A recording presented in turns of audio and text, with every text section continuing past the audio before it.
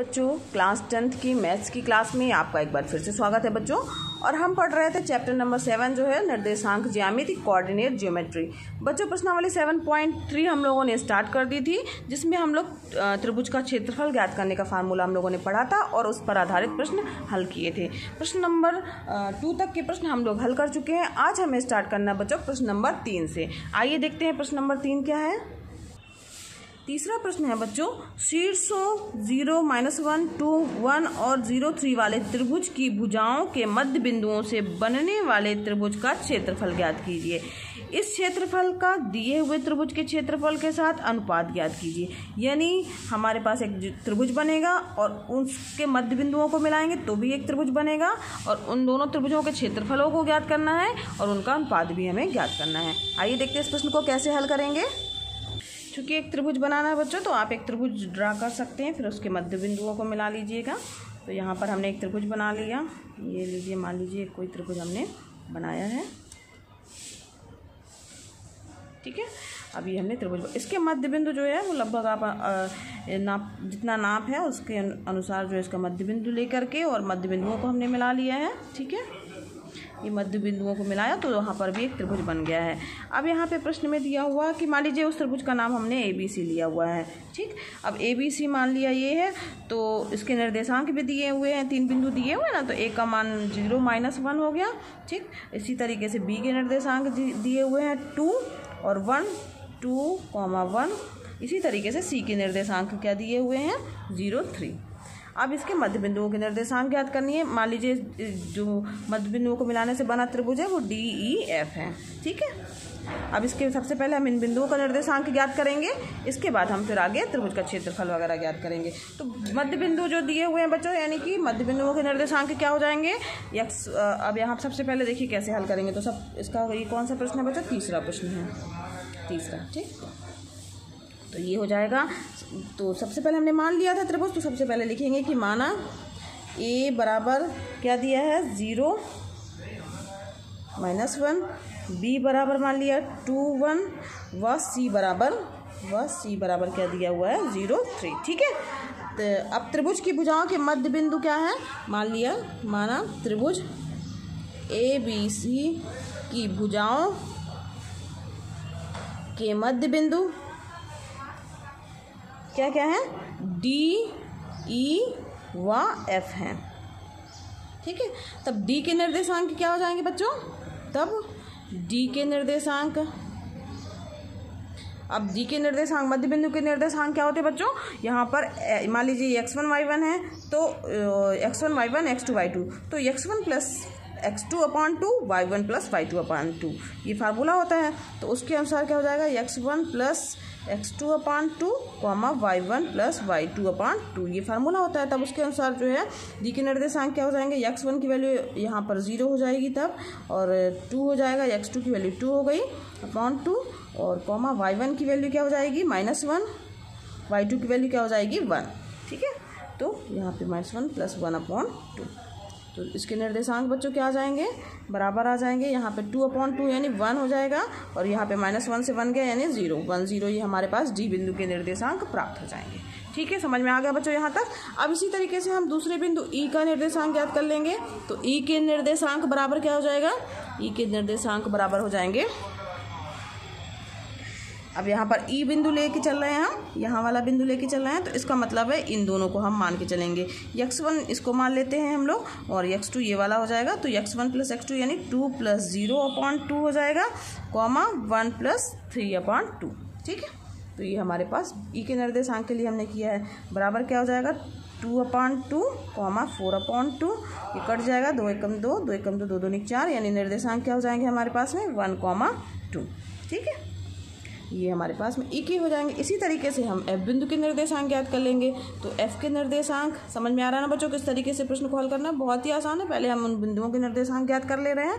तो F के निर्देशांक के लिए, चूंकि F जो चित्र में हमारा ये दिया हुआ है बच्चों, तो इसके लिए यहाँ पर ये इन दोनों को लेके चलेंगे, इन दोनों बिंदुओं को, ठीक। तो इसके अनुसार क्या हो जाएगा 0 प्लस 0/2, -1 प्लस 3/2, 0 प्लस 0/2 -1 प्लस 3/2, तो ये हो जाएगा 0, 2/2 यानी 1, ठीक। तो तीसरे बिंदु के निर्देशांक क्या होगा 0 1। अब यहाँ पर हम इन बिंदुओं के निर्देशांकों को लिख भी सकते हैं। तो यहाँ पर डी बिंदु के निर्देशांक क्या आए थे बच्चों, डी के निर्देशांक आए थे 1, 0। फिर इसके बाद ई के निर्देशांक क्या आए हैं 1, 2 और एफ के निर्देशांक आए हैं 0, 1। ठीक है, ये तीनों बिंदुओं के निर्देशांक प्राप्त हो गए। अब हम क्या करेंगे बच्चों, इस त्रिभुज का क्षेत्रफल ज्ञात करेंगे, छोटे वाले त्रिभुज का भी और बड़े वाले त्रिभुज का, क्योंकि हमें उनका अनुपात चाहिए, इसलिए हमें दोनों त्रिभुजों के क्षेत्रफल ज्ञात करने होंगे। त्रिभुज के क्षेत्रफल का फार्मूला आपको पता ही है, तो हम लिखेंगे बच्चों त्रिभुज, सबसे पहले हम ज्ञात कर लेते हैं त्रिभुज ABC का क्षेत्रफल। त्रिभुज ABC का क्षेत्रफल,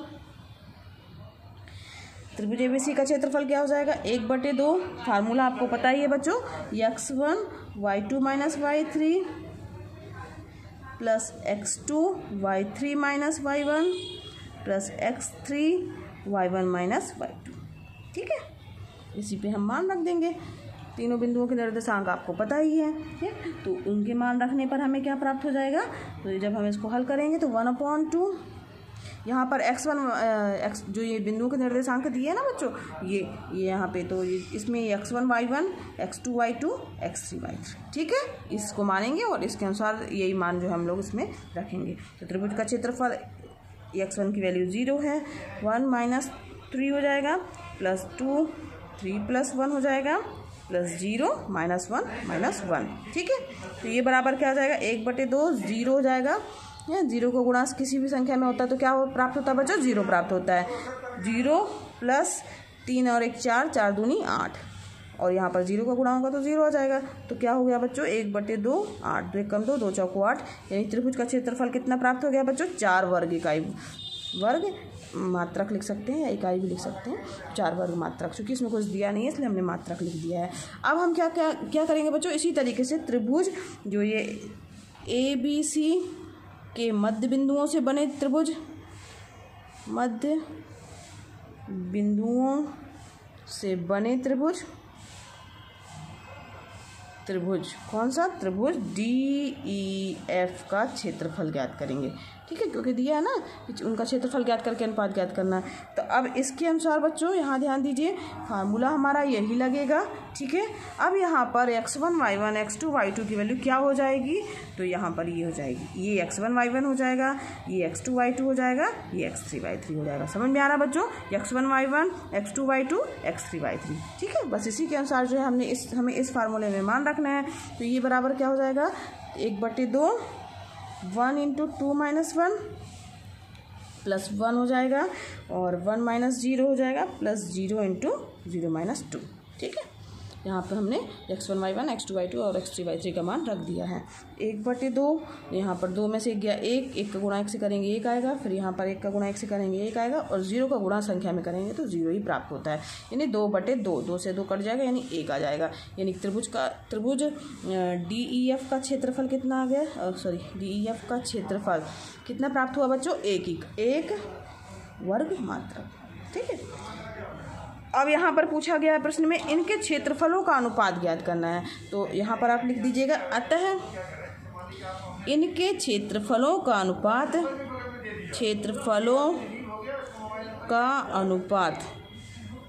बराबर क्या हो जाएगा, त्रिभुज DEF का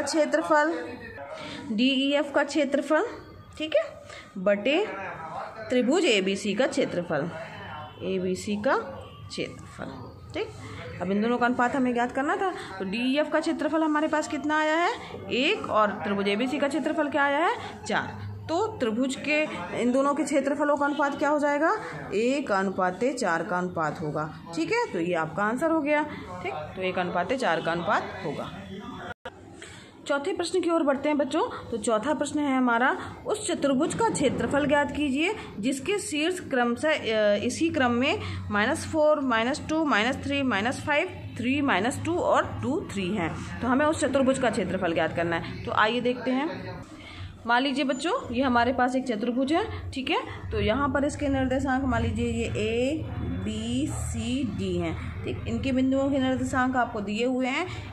अब उस चतुर्भुज जिसके शीर्ष क्रम से ये हैं, अब इसके लिए जो है अब चतुर्भुज के बिंदुओं के निर्देशांक दिए हुए हैं। तो हमारे पास तो बच्चों त्रिभुज के क्षेत्रफल ज्ञात करने का फार्मूला है। तो हम क्या करेंगे, ऐसे करके 2 त्रिभुजों में बांट देंगे, चतुर्भुज को यहाँ पर ए बिंदु के निर्देशांक मान लीजिए -4 -2 दिया हुआ है, बी के निर्देशांक दिए हुए हैं -3 -5, ठीक। सी के निर्देशांक दिए हुए हैं 3 -2 और डी के निर्देशांक दिए हुए हैं 2 और 3। तो अब इस तरीके से हमारे पास में क्या हो गया, 2 त्रिभुज प्राप्त हो गए, ठीक। अब जब हमने ए से सी को मिला दिया 2 त्रिभुज प्राप्त हो गए। तो अब यहाँ इस त्रिभुज में ध्यान दीजिए बच्चों, तो हम क्या करेंगे, इसमें ए बी सी का क्षेत्रफल ज्ञात करेंगे और ए सी डी का क्षेत्रफल ज्ञात करेंगे। इन दोनों त्रिभुजों का क्षेत्रफल ज्ञात करके जब हम जोड़ देंगे तो हमारे पास चतुर्भुज ए बी सी डी का क्षेत्रफल ज्ञात हो जाएगा। तो त्रिभुज का क्षेत्रफल ज्ञात करने का फार्मूला अभी हम लोगों को पता ही है ना।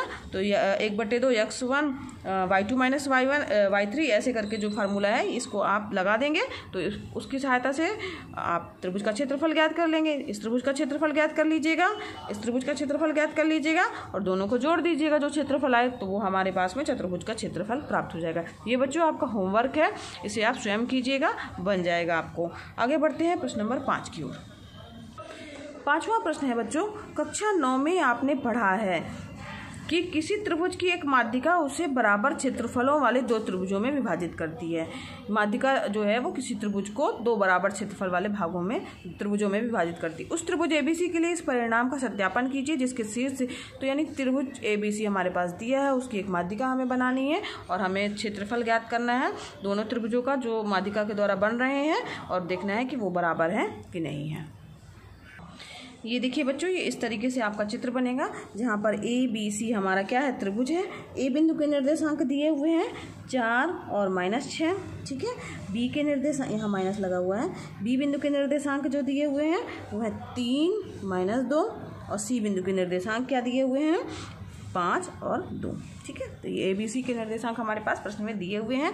माध्यिका मान लीजिए हमने एक खींची जिसका नाम ए डी है, ठीक। अब माध्यिका जो है हमें ये सिद्ध करना है कि ये दोनों त्रिभुजों का क्षेत्रफल बराबर है। तो सबसे पहले हम डी बिंदु के निर्देशांक ज्ञात करेंगे। क्योंकि ये ए डी क्या है बच्चों, माध्यिका है, तो माध्यिका से तात्पर्य हुआ कि ये जो डी है वो 2 बराबर भागों में बांट रही है। ए डी जो है वो बी सी को 2 बराबर भागों में बांट रही है, यानी ये वाला भाग हमारा, ये वाला भाग बराबर है। तो यानी ये एक तरह से कहा जाए डी क्या है हमारा, बी सी का मध्य बिंदु है। तो मध्य बिंदु के सूत्र के द्वारा हम बिंदु डी के निर्देशांक ज्ञात करेंगे। जब डी के निर्देशांक बच्चों ज्ञात हो जाएंगे तो हम त्रिभुज ए बी डी का क्षेत्रफल ज्ञात करेंगे, साथ ही ए डी सी का क्षेत्रफल ज्ञात करेंगे। फिर देखेंगे कि ये दोनों बराबर हैं क्षेत्रफल में कि नहीं बराबर है। आइए देखते हैं इसको कैसे हल करेंगे। सबसे पहले क्या लिखेंगे, जो हमारे पास दिया हुआ है, तो यहाँ पर ये त्रिभुज ए बी सी के शीर्ष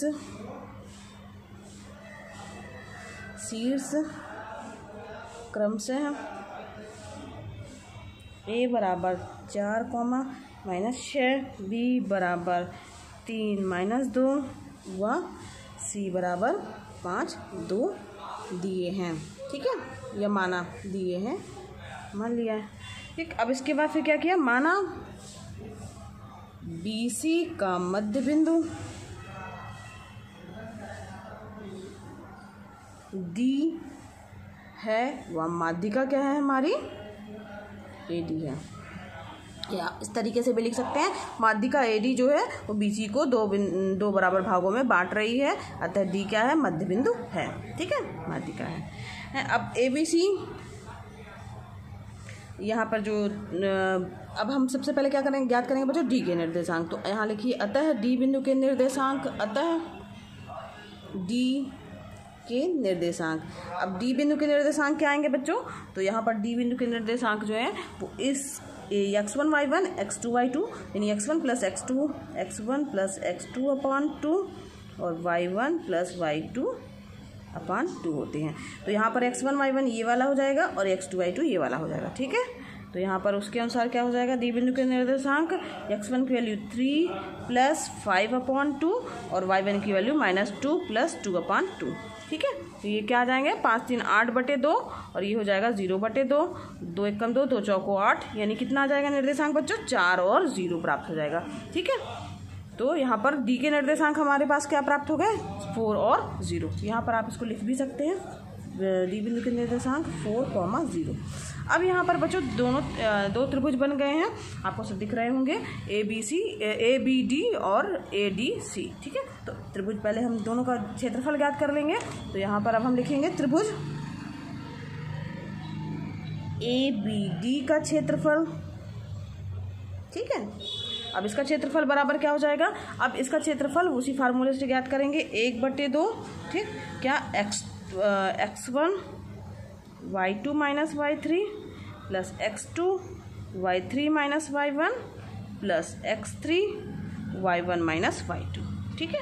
ये हमारे पास फार्मूला आपको याद भी हो गया होगा बच्चों। ये फार्मूला बहुत इंपॉर्टेंट है, ज़रूर याद रखिएगा, नहीं तो आप क्षेत्रफल नहीं ज्ञात कर पाएंगे। तो इसी तरीके से यहाँ पर हमने, यहाँ पर ध्यान दीजिए बच्चों, चित्र की ओर एक बार फिर से देखिए। ये बिंदु जो है एक को x1 y1, ये इसको x2 y2 और इसको x3 y3 हम मानेंगे और हल करेंगे, ठीक है। तो यहाँ पर इस बिंदु के निर्देशांक क्या हो जाएंगे, 1/2 मान रखिए, तो 1/2 हो जाएगा 4, ठीक, -2 -0 प्लस x2 की वैल्यू क्या है हमारी 3 है, y3 तो 3 0 माइनस माइनस प्लस हो जाएगा प्लस 6 प्लस 4 -6 और प्लस 2, ठीक है। तो ये बराबर क्या हो जाएगा, 1/2, 4 में 2 का गुणा हुआ -8 हो जाएगा, ठीक, 6 18 हो गया और यहाँ 6 में से 2 गया, कितना आया 4, माइनस के रूप में आएगा, 4 चौको 16 यानी -16 आ जाएगा। इसको हल करेंगे, -1/2, ठीक, तो यहाँ पर क्या हो जाएगा, -16 और -8 कितना हो जाएगा, -24 हो जाएगा और 18 जो है वो घटेगा तो -6 आ जाएगा। 2 1 2 2 3 6 यानी -3। तो इसका मान आ जाएगा बराबर, त्रिभुज का क्षेत्रफल क्या आ जाएगा, त्रिभुज का क्षेत्रफल बराबर हो जाएगा 6 2 3 6 यानी क्या हो जाएगा 3 वर्ग मीटर, -3 वर्ग मीटर, ठीक। अब इसी तरीके से बच्चों हम क्या ज्ञात करेंगे, त्रिभुज ACD का क्षेत्रफल ज्ञात करेंगे। तो त्रिभुज ACD का क्षेत्रफल, ठीक है।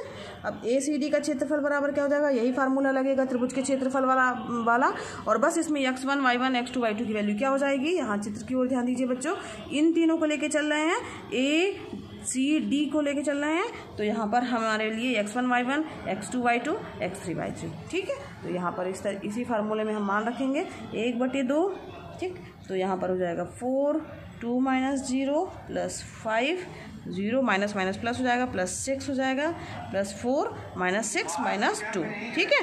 तो क्या हो जाएगा 1/2, 4 दूनी 8 हो जाएगा प्लस 6 पंचे 30 हो गया और यहाँ पर -8 चौको 32 तो -32 हो गया, ठीक है। तो ये क्या हो जाएगा हमारे पास में 38 -32 यानी 6/1/2, यहाँ पर 38 -32 यानी 6, ठीक है।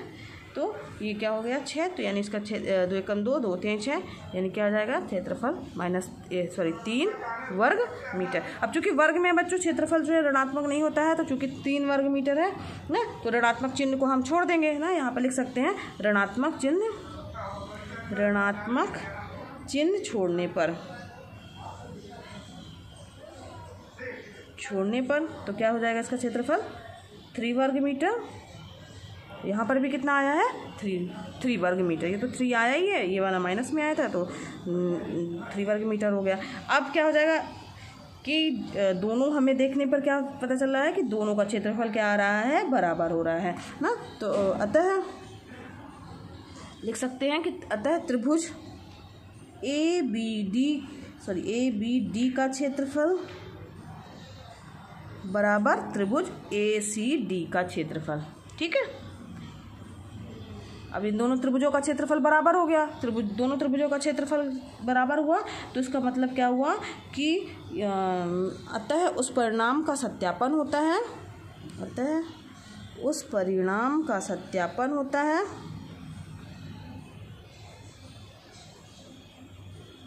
हो रहा है कि त्रिभुज की एक माध्यिका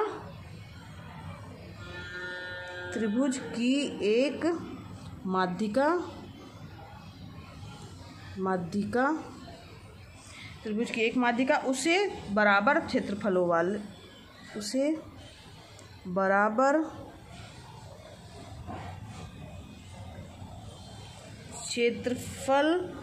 क्षेत्रफलों